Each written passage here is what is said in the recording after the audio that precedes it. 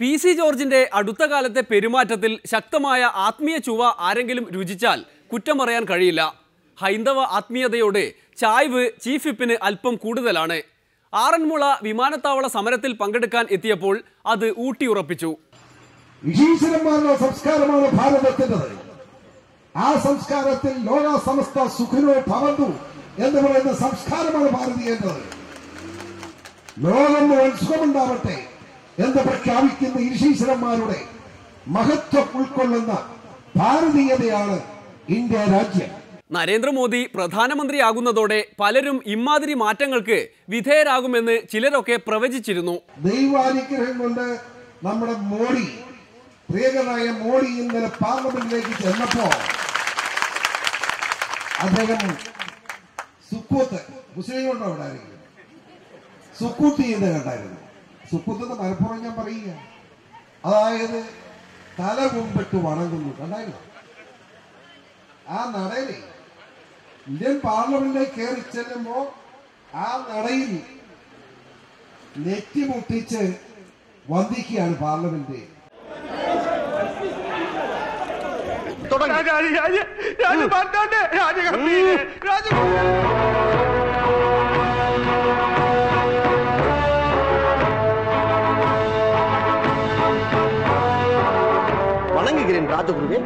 മുസ്ലിങ്ങൾ പറയുന്നത് അതിനെന്താ സുക്കൂത്ത് ചെയ്യാന്ന് പറയും, ക്രിസ്ത്യാനി പറയുന്നത് കുമ്പിടുക എന്ന് പറയും. ഹൈന്ദവ സംസ്കാരത്തിൽ അത് വലിയ വിലയുണ്ട്. എന്തിനാണെന്ന് അറിയാമോ? പറയും. കമ്മ്യൂണിസ്റ്റുകാരന് വലിയ വിവരമില്ലായിരിക്കും. ഞാൻ പഠിപ്പിച്ചു തരാം. പറയാം. വിളിച്ചു വരുത്ത പത്മകുമാറിന് ഉള്ള പറയണ പത്മകുമാറെ, അതായത് നിങ്ങൾ പഠിച്ചിരുന്നോണം, ഇതൊക്കെ നിങ്ങൾ പഠിക്കേണ്ടതായോണ്ടാണ് പറഞ്ഞത്. ആ ഇന്ത്യൻ പാർലമെന്റ് ഉണ്ടായതിനു ശേഷം ആ നടയിലൂടെ കടന്നു പോയിട്ടുള്ള മുഴുവൻ ആളുകളുടെയും പാദത്തിൽ നിന്ന് വീണിട്ടുള്ള പൊടികളുണ്ട് ആ നടയിൽ, മനസ്സിലായോ? ആ പാർലമെന്റിലേക്ക് വന്നു പോയിട്ടുള്ള മുഴുവൻ ആളുകളുടെയും മാന്യതയെ ആദരിക്കുകയാണ് ആ തലകുമ്പിട്ട് വണങ്ങുമ്പോ. അറിയാമോ, മഹാനായ നെഹ്റു മുതൽ 47 മുതൽ ആ പാർലമെന്റ് പങ്കെടുത്തവർ, ആ പാർലമെന്റ് മന്ദിരം ഉണ്ടായ കാലം മുതൽ അതിൽ കയറിയ ആളുകൾ, പണി ചെയ്യാൻ കയറിയ ഉൾപ്പെടെയുള്ള മുഴുവൻ ആളുകളുടെയും പാദത്തിൽ നിന്ന് വീണിട്ടുള്ള പൊടി വീണിരിക്കുന്ന ആ മേഖലയെ നെറ്റിമുട്ടിച്ച് വണങ്ങിക്കൊണ്ടാണ് അദ്ദേഹം പാർലമെന്റ് മന്ദിരത്തിലേക്ക് ആദ്യമായി കയറിയത് എന്ന് പറയുമ്പോൾ അതിനൊരു ഭാരതീയതയുണ്ട്. അതാണ് പ്രധാനപ്പെട്ടത്. പ്രചാരണ കാലത്ത് മോദിയുടെ ചിത്രമുള്ള ബനിയനിട്ട് വിവാദമുണ്ടാക്കിയ ജോർജ് ഇത്തവണ മോദിയെ ഹീറോയായി തന്നെയാണ് കാണുന്നത്.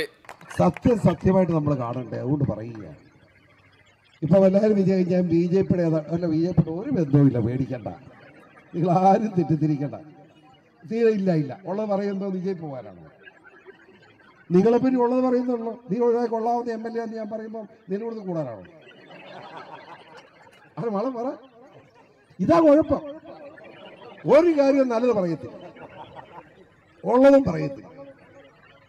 എന്നെ പുറത്താക്കും, അകത്താക്കും. അതായതിപ്പോ ഞാനെന്തോ ചെയ്യാന്? ടീച്ചറെ ഞാൻ വല്ല കള്ളവും പറഞ്ഞില്ല. ഇതേ വന്യവയോധയെ ടീച്ചർ പറഞ്ഞ് ഞാൻ പറഞ്ഞ സത്യമാണ്, പിന്നെ വഴക്കുണ്ടാക്കണം. സത്യം പറഞ്ഞതാണ്.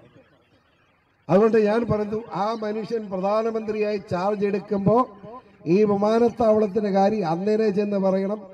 നമ്മുടെ പാർത്ഥസാരഥി നമ്മുടെ പ്രതിഷ്ഠയുടെ നട്ടല് മുറിക്കാൻ പോവുകയാണ് എന്നും കൊണ്ടൊന്ന് പറയണം എന്ന് മാത്രമേ ഇതിന്റെ ഭാരവാഹിയോട് എനിക്ക് പറയാനുള്ളൂ.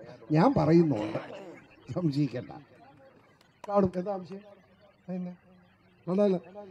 ഇടയും മോദിയെ ചീത്ത പറഞ്ഞ് എല്ലാവരും ഓടി ചെല്ലാൻ പോലെ അങ്ങോട്ട്.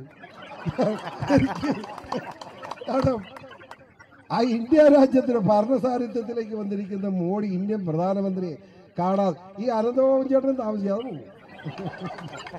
പോകാതിരിക്കാൻ ഒരു കാര്യം, ഇന്ത്യ രാജ്യത്തൊരു കാര്യം നടക്കണം, പോകേണ്ടി വരും. ചേട്ടാ മനസ്സിലായില്ലേ? ജനങ്ങളോട് പ്രതിബദ്ധതയുള്ളവർ പ്രധാനമന്ത്രിയെ കാണേണ്ടി വരും. മനസ്സിലായോ? അതിനകത്ത് രാഷ്ട്രീയമൊന്നും ഇല്ല. അങ്ങനെ അങ്ങ് പുകഴ്ത്താൻ വരട്ടെ. ഗാഡ്ഗിൽ കമ്മിറ്റി റിപ്പോർട്ട് നടപ്പാക്കാനും മോദി പ്രതിജ്ഞാബദ്ധമാണത്രേ. ബിജിമോളും പോകേണ്ടി വരും. നമ്മുടെ കത്തൂരിയംഗം വരുന്നുണ്ട്, ബിജിമോളെ പോകേണ്ടി വരും. മനസ്സിലായില്ലേ? കസ്തൂരിരംഗം വരിക. കസ്തൂരിരംഗം വേണമെന്ന് വെച്ച് ഗാഡ്ഗിലൊക്കെ പിടിച്ചിട്ടുണ്ട്. ഇവരെ BJP-ക്കാർ ഗാഡ്ഗിലെ നിൽക്കുക. ആ ഗാഡ്ഗിലിനകത്ത് ചില ഭാഗം വലിയ അപകടമാണ്, ചിലത് നല്ലതാണ്. എന്തിനാ ഒളിച്ചു വെക്കുന്നത്? ഗാഡ്ഗിൽ റിപ്പോർട്ടിൽ കുറേ നല്ല ഭാഗമുണ്ട്, വളരെയേറെ മോശം ഭാഗമുണ്ട്.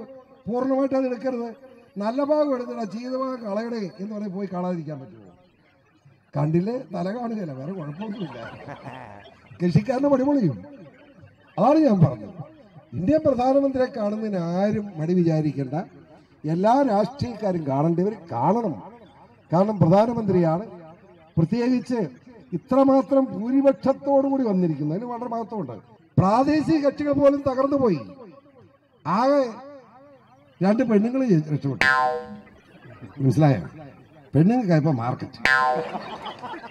നമ്മുടെ ജയലളിതാമ്മയും ബംഗാളിലുള്ള മമതാമ്മയും ഈ 2 അമ്മമാരും രക്ഷപ്പെട്ടു. ബാക്കി എല്ലാം പോക്കായി പോയി. പക്ഷേ ഈ ഒരു രക്ഷയില്ല. മുകളിലെ അമ്മ അതവിടെ ഇരുന്നോട്ടെ. ആ പറഞ്ഞത് സോണിയാമ്മയുടെ കാര്യമാണ്, സോണിയയുടെയും കോൺഗ്രസിന്റെയും കാര്യം. എന്തായാലും ഒരു കാര്യം കോൺഗ്രസുകാർക്ക് വ്യക്തമായി കഴിഞ്ഞു. ഇടുക്കിയിൽ മാത്രമല്ല, സകല സ്ഥലത്തും PC കാലുവാരിയിട്ടുണ്ട് എന്ന്. അതെന്തായാലും ആറന്മുള വിമാനത്താവളത്തിന് BJP എതിരായതിനാൽ മോദിയുടെ വരവ് ഗുണം ചെയ്യും എന്നാണ് ചീഫ് വിപ്പിന്റെ നിഗമനം. പാരിസ്ഥിതിക പ്രശ്നങ്ങൾ സംബന്ധിച്ച് റിപ്പോർട്ട് ആണ് എന്റെ കൈവശം ഇരിക്കുന്നത്. ഇതിന്റെ ചെയർമാൻ കോൺഗ്രസ് നേതാവ് CP മുഹമ്മദ് MLA ആണ്. ആ പരിസ്ഥിതി കമ്മിറ്റി റിപ്പോർട്ടാണ് ഇത്. 14 ആയിട്ട് ഈ റിപ്പോർട്ട് സംബന്ധിച്ച് ഒരു നടപടി ഉണ്ടായിട്ടില്ല. നടപടി ഉണ്ടാവേണ്ടതാണ്. ഞാൻ ചെയ്യുമ്പോൾ കടുത്തു പോകും. ബിജുമോളൊക്കെ നിയമസഭ 9-ാം തീയതി തുടങ്ങുകയാണ്. ഒരു കത്ത് സ്പീക്കർ കൊടുത്താൽ നന്നായിരിക്കും. ബിജുമോൾ ഏൽക്കാറ് കുഴപ്പമില്ല, ബിജുമോൾക്ക് ചെയ്യാൻ പറ്റും. ഞാൻ വേണ്ട, ഒരു മടിയിൽ. അത് അയ്യോ 3 ആള് കൂടി സാധനം. നിങ്ങൾ അതൊന്നും പേടിക്കണ്ട. പറഞ്ഞാൽ പുറകോട്ട് പോകുന്ന കക്ഷിയല്ല. നിങ്ങൾക്ക് അറിയത്തില്ലായിരുന്നു. കൈതേൽ തടി കൊടുക്കുന്ന കക്ഷിയാണ്. എനിക്ക് നല്ലോണം അറിയാം. പേടിക്കട്ടെ, ധൈര്യമായിട്ട്. സത്യപ്രതിജ്ഞ ഒന്ന് കഴിഞ്ഞോട്ടെ. യഥാർത്ഥ മോദി എന്തെന്ന് അപ്പോൾ കാണാം. അഭിപ്രായവും പറയാം. ഇനിയൊരു ഇടവേള, അത് കഴിഞ്ഞ് പന്തയം. ഞാനീ കൊടി പിടിച്ച് എന്റെ വിഷമവും ഞാനിത് ഓർത്ത് വെക്കണം. അടുത്ത പ്രാവശ്യം ഫീഡ് ചെയ്ത് വെക്കും നമ്മൾ. അടുത്ത പ്രാവശ്യം ഇവനെ അതിലപ്പുറം നമ്മൾ കൊടുത്തിരിക്കൂലേ, എന്റെ കളതും കീറുകയും